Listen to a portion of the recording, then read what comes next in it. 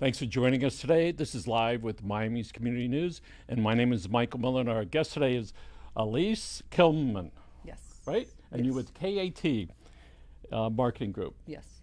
What's the KAT stand for? Kielman, Alyce, Trujillo.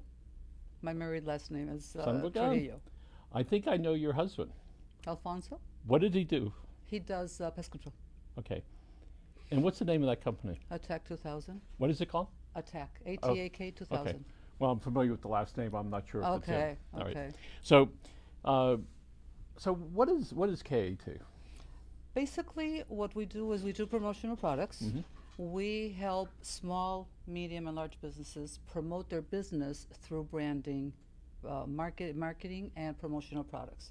So that includes the printing, all your giveaways, your premiums, anything and everything to promote your business. So it would be like if somebody could order like this with their name on it, or Lysol, by the way. Even the Lysol. And folks, we have a bulletproof glass here. All right. And we also sell this, no? Yes, you do. I saw that. So tell us how long you've been in this particular business. I started CAT Marketing Group back in 1994. I was downsized from the hotel industry. I used to be an end buyer.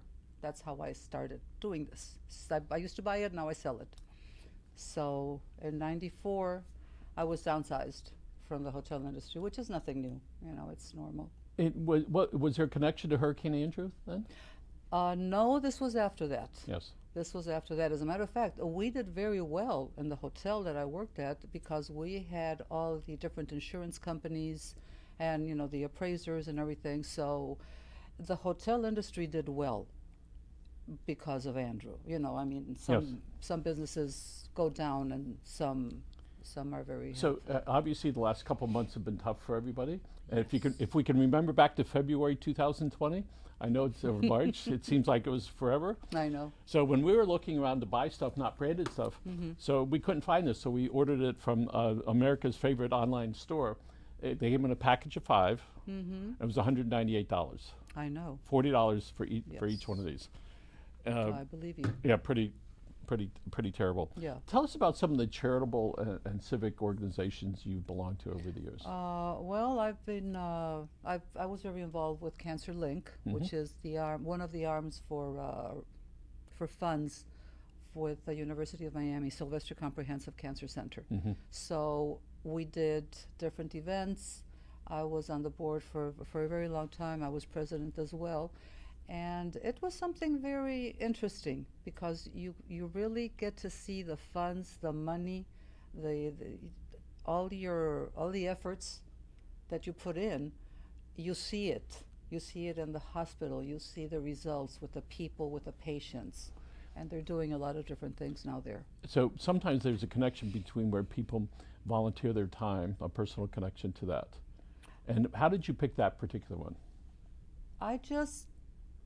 It just basically came to me. You know, I had friends that were involved with it. They invited me to participate with them. And like all of us, we've all been touched by cancer one way or another, directly or indirectly, with your family, friends. So in my family, there has been cancer on both sides, mother and father. So it's a worthy cause.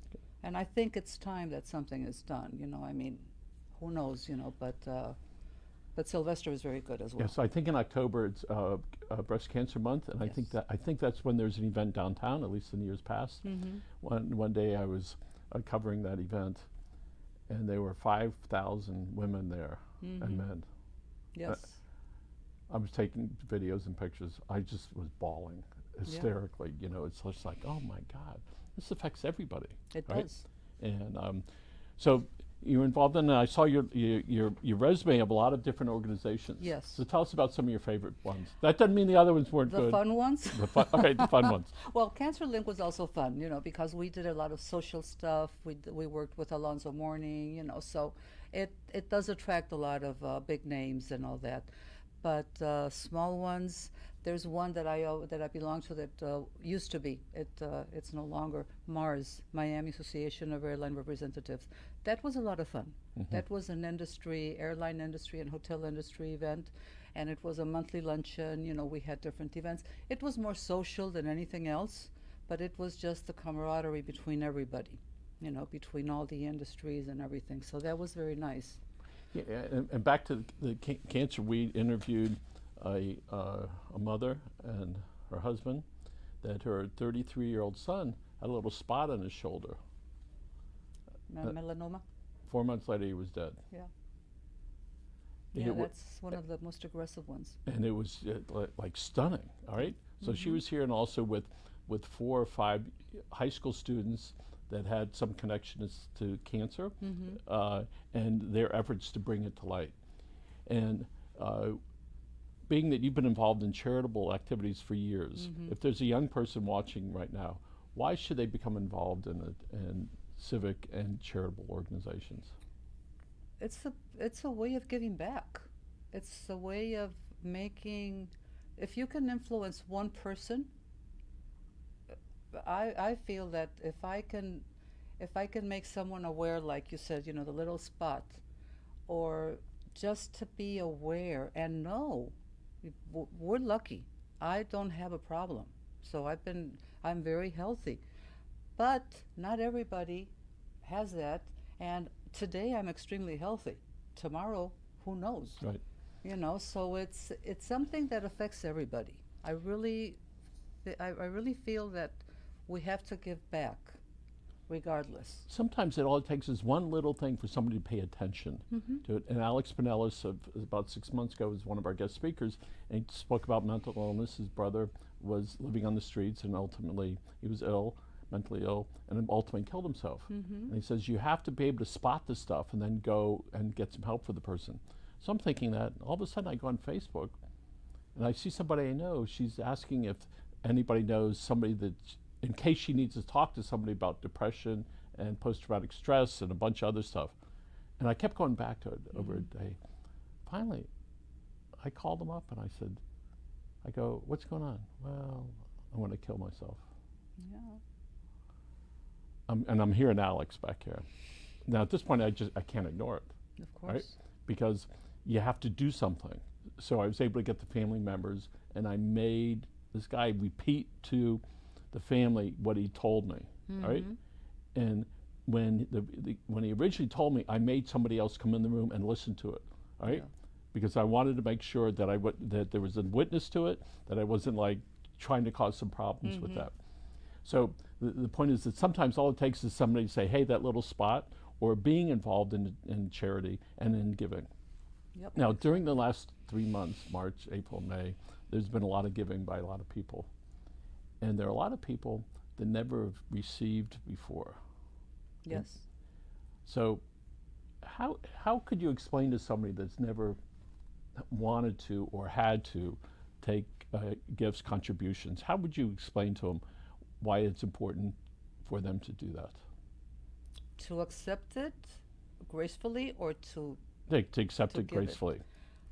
Well, I think it's very difficult because, I mean, human nature, some people walk around telling everybody their problems, but I think that's a minority. So I think when you can give, you feel that you're doing something for someone, that you're helping. And sometimes, it's both. It's your ego, it's helping, it's a little bit of everything. It's human nature again. But when you're in the receiving end, it's like you're exposing your weakness. You're exposing your humanity. It's not the same to say, okay, let me give you this, or let me help you with this, than to say, thank you for helping me. Those are two opposites. You've seen those lines of people accepting food. Yes. Hours and hours. There'd be plenty of people that were giving. They are volunteering to give this. And I know most of those people didn't have like stacks of money at home. They were there because they wanted to do something and to feel good about it. Exactly. And so I was at a funeral, and it was a parent's mother, father, friend of mine. And so the bereaved said, Michael, would you give this money to the priest? I said, sure. So I said, here, this is for you from the family. And he said, no, no. And then he says, you know what? I'm not going to deny them the opportunity to give. Of course. All right? Yeah. And it was like, that was so significant for me. Mm-hmm. All right? Now, Granted and I have always been fortunate to be givers, and most of what we do, 60% of what we do, is giving to other people. It's just what we do, right? So when somebody gives to us, it's like, wait, this is an odd feeling, Yes. right? What's But wrong with the picture? Yes, but they like that, right? Of course. You know, you give flowers to somebody. I'm not expecting flowers back. I do it because it feels good. So a couple of weeks ago, we ran a story in the paper about a food giveaway. It's just a week later, the guy that gave us the lead for the story said, guess what happened? I said, what? He said, somebody called us and gave us $5,000 to buy food for people. And I go, how great is that we could be part of that caused that to occur? Exactly. Quite anonymously, quite frankly, that whatever family got that. It was, and so I wonder about receiving gifts, donations, right? And I watch people now as they're moving from the tragedy, from freezing and surviving the bombshell to, okay, now what's next? Yeah. So you're very active in the Greater Kendall Business Association. Yes. How long you been associated with them? I started when it was TABA with them, but then so we started TABA. Then George Pena took over. So it was the Tammy Airport businesses. Yes, exactly. You're aging yourself, but let's see, that I was... know, yeah. Okay, when was that? I was 5 years old. Okay. This was back in early, I think it was 99 or 2000. And it was around that interesting, time. from what I had gathered, at some point they said, we're not going to have the name anymore, correct me if I'm wrong. And they said, we're going to change the name and we're going to have it at a different restaurant. All of a sudden, another 20 or 30 people showed up. Is that about the story? Yes, because we were having the meetings, it was breakfast meetings, which I am not a fan of breakfast meetings, but I was there. So we had, I think, we went down to 5 or 10 people. And then we started, trying to get it going again, and George took over. He was the one that, the catalyst to really bring it back again. So. And you bring up a really good point. It was the people there that had a change in their mindset about what to do. And there are millions of businesses, and certainly here in Dade County, I don't know, 30,000, 40,000 or more businesses that were frozen for a week or two. Yeah. And then they said, well, we'll just go back to the way it was to, I think we have to start doing things differently. So in this case with TABA, they said, let's do it a little differently. The same 5 people or 10 people. Yeah. And you changed it, a different attitude, and all of a sudden it became quite successful. Exactly, yes. And so it is with local businesses. And in your case, in the business that you're in, why will they do business with you versus going online to Office Depot or whatever it is, or what's the name, Amazon? Amazon, right? yeah. Right? Oh, And yeah, buy there's so why should thousands. they deal directly with somebody that they can talk to? Because if something goes wrong, and right now things are, I was talking to my husband there, I said, what's going on? It's like one thing goes kind of wacky and everything just falls apart. You mean the last 4 things that have happened? Exactly. Wait for the hurricane, right? Yeah, I know, but no, within the business, within the masks that I'm doing now, the PPE and all that. So it was like, why? What's happening? So at least if you're dealing with me, first of all, I've been in business for 26 years. So I know what you're going through because, again, I was in the hurricane season, everything. So if we're here, you can pick up the phone, call me. You can tell me you're going to stop by the office. I'll be there. You need me to stop by your office. I will stop by your office. And we stand behind everything we do. Right. We guarantee that if you're not satisfied, I'll reimburse your money. I don't want you to come to me one time and then I say, oh, okay, got your money, bye. So never Alyce, see you again. the more texting and email that we do, we realize it's in the intonation of a conversation, and the questions and answers that matter. Sometimes, if we're texting, you get frustrated. You go, I have to call the person, like that's a bad thing, all right? And so much is lost, all right? Yes. And as we learn to abbreviate more, a lot of it is lost and lost and lost. So the Greater Kendall Business Association used to have meetings a couple times a month, right? They'd have the big luncheon, right? A luncheon, a breakfast that they started Yes. recently, and the networking event also. People, we know people as human beings and as animals want to be in a herd. That's the way it is. They want to be next to each other. And if you look at Animal Kingdom, how is it that they all wind up with the mate or with the tribe or a union or something like that? So now it seems to have gotten replaced with this closest it gets sounds like it's FaceTime or Zoom. Yes. Right? It ain't the real thing. Right? It's not. No, it's not it's at this all. fake thing. Yes. All right? My grandkids were over the house. We made them stay on the patio. Grandpa, come out. No. They're beating on the door, the glass door. They were even standing back. I said, I can't. All right? So there is this need and desire, and I think it's instinctive. I think it is really something that we want to be close to each other. So how are people that were in groups going to get regrouped at some point? What does that look like? What do you think? I wish I could tell you, exactly how it's going to happen. I have no idea. We're social animals, that's for sure. That's one thing that's very good. That I think it's clearer now than before. We used to say that, but now, it's people. The depression, the numbers of people that are depressed and upset, and they just can't cope with it. We would do a monthly breakfast and a monthly luncheon, one in Pinecrest, one in South Miami. People wanted to have a one-on-one with the speakers. Yes. They wanted True. a picture with them. They wanted to shake their hands, and they wanted that. They felt really good about it. Now, we're interviewing somebody later today, a social worker who, a month ago we interviewed her. She said, Michael, the second wave is not the disease. The second wave is the mental health issues. Yes. All right? And that's what you're alluding to, because now it's going on and on and on. When do I get to? And I like telling the story. Aaron's probably heard it about 10 times. Since the pedicure, manicure places weren't open, so we brought a lady in, and she did my toenails that were killing me, my hands. So I took a picture, sent it to my wife. She locked me out of the house for 2 days. I believe you. And I said, I have a key. She says, yeah, but I locked it in the ceiling and the floor, so even if you could open the door. And you realize everybody responds differently. Yes. Oh, definitely. And I get it, all right?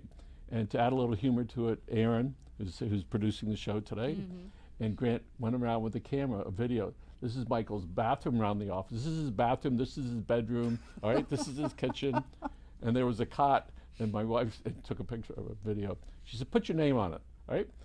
But the point is that everybody handles it differently. Yes. And some people are okay. Some people get really stressed. And we have to honor that, right? Oh, yes, definitely. And so we wonder about these groups, what it's going to look like in a week, in a month, in 2 months.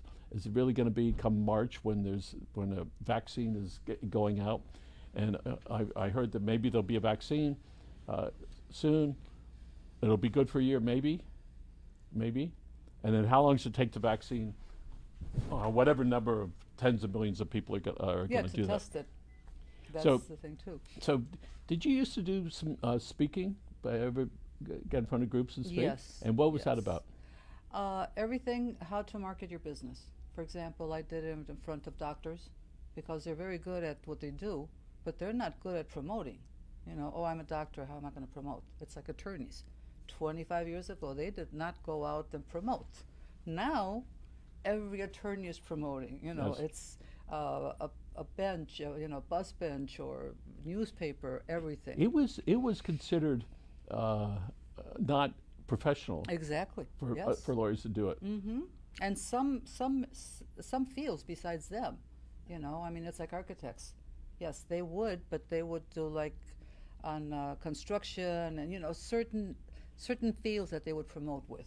Now you see everybody everywhere. Right. So depending obviously what type of attorney is, you have criminal attorneys, all right, and you have real estate attorneys. There was a guy about 10 years ago, maybe longer. He was on billboards, bus benches, radio, TV. Alex Hanna. He still isn't he Right. still? Yes, I that's the know it. point. See, you Yes. knew who he was Yes, because he was out there exactly. promoting himself. My hat's off to him. I mean, Yeah. all these branch offices all over. He said, I'm an attorney, I want to make money. I'm in business, I want to make money. Yeah. For the first time ever, there are a lot of physicians, dentists, or regular physicians that are saying, hey, I'm hurting, Yes. right? Now, one of the things that's happened recently is the health insurance companies have agreed to reimburse physicians on telehealth as they would for an office visit. Oh, okay. About 35% of current health visits, doctor's visits, are on telehealth. It's going to be 50% pretty soon. So you think, okay, so how are the doctors going to promote that, right? Because they're going to go through a lot more patients faster. And so we're seeing Baptist is promoting it, all right, because they want to make sure people get care. The products that you have for physicians, what might that look like for them to promote themselves? Oh my God, there's so much. I mean, you can use, the standard, the pens and the pads and all that. But I have doctors that, especially when they're working like with other groups, how they refer people. I refer patients to you, you refer them to me, and so forth. They have special Christmas or just appreciation. They decide that September is going to be their appreciation month, so they send them maybe baskets, fruit baskets, or they send. I'm going to show you something Sure, I okay. brought. This is thank you, for example, for holidays. This is a 25th anniversary. Look at that. The bottle of wine that we had made for So 25 years. for clients, you could do that. You can do this. You can do, your name and community newspapers. If you're promoting Doral, whatever. Yep. If you in an anniversary, you can do this. So there's You know, some so gifts, some marketing promotional gifts have to be discreet. Others are more abrupt. All right. I like to call them the one that yells giveaway. Okay. The pen, that's the green pen, the yellow pen, the red pen you have over there. So- But then you have the subtle ones. So a lot of people don't realize it, but when you look at the morning talk shows, they have a cup, coffee cup. Yep. And what, pray tell, might be on that coffee cup? Their show. I guess. Yes, right? Of course. Yes. And that's the way it works. All right? Yes. And so there's lots of subtle ways to do that. I was in a plastic surgeon's office a couple months ago, and he had a video going about his charitable work that he does in Africa. All right? Yeah. After I got done watching it, and I walked in to see him, I was really comfortable. I knew that 5 minutes of stuff made a big difference. So it's like there's this comfort level that it takes it off of this anxious to, oh look, it's a human being. Yeah. All right. Exactly. And I think that's what you bring to this, which is Thank you.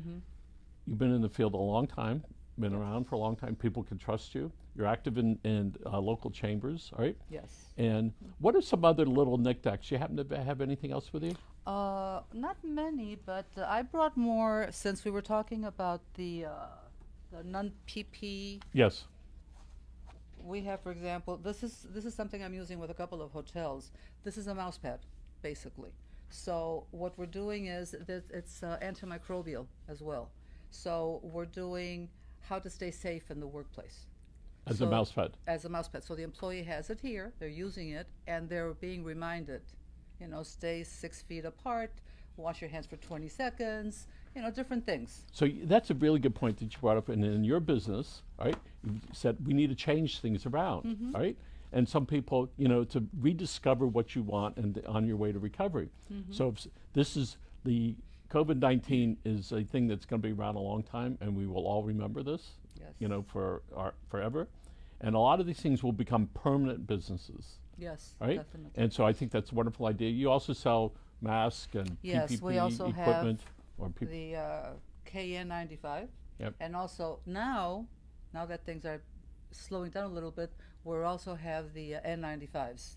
Those are back too, because at one point, as you well know, you couldn't find anything. And of course you have these are still being used, the shields, the face shields. Again, distance. And these are great. These are new. Well, new for COVID-19. These are the ones that people are using, the graphics. You can put your logo, stay 6 feet apart, stand here. I was in a restaurant earlier, they had those out. And it's terrific. Those are brand new to the marketplace in the last 2 Yes, months. basically. People said, hey, listen, we need to do this. That is a great business move, and it's ingenious, right? Driven by need, Yes. right? And so that's one of the great things that's come out of this, all these new businesses that are going to be there. Yeah. There's a mold guy, he'd go around and fix mold. Guess what he does now? He disinfects people's faces. Oh yes. And I I'll bet think it's I know who he I'll is, bet it's yes. 3, 4, 5 times as much because Yes. we need that. Yes. All right. Uh-huh. And all the little bottles of stuff. We have one over there. We even got the little bottles like this for your pocket. Oh right? yeah, the hand sanitizer. Yeah, and it's really Yes, pretty nifty. exactly. And The- we also have hand sanitizer by the drum if you need it. All right. For industrial uses. And yeah, so we see all these new changes that are going on. We called 3 big bike shops looking for a bicycle under $500. Almost impossible. Yeah. They still have the expensive ones but they don't have the less expensive ones. So tell us again a little bit about yourself because we have 3 or 4 minutes left, and why people should believe in you and could confide in you and get direction from you. Well, like I said when we started, I've been an end user. I bought these products for many years when I was in the hotel industry. I've been in marketing basically since I can remember, almost since I was a kid. I liked always selling and people getting involved, and I love the creativity. I love to be, to come up with different ideas.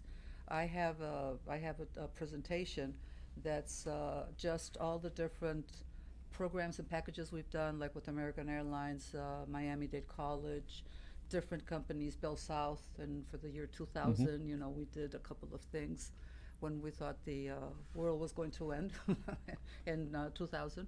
But it's, like I said, I'm here. I know the business.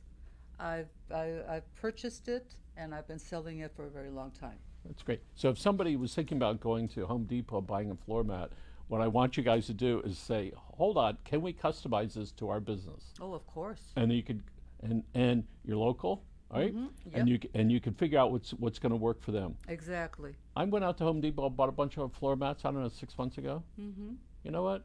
I should have had our name on it. Yes. All right? Exactly. And you can start with one. Yes. So people can find you all over the internet, KAT Marketing, right? Marketing Group. KATmarketinggroup.com. All right? And you can find you on Facebook.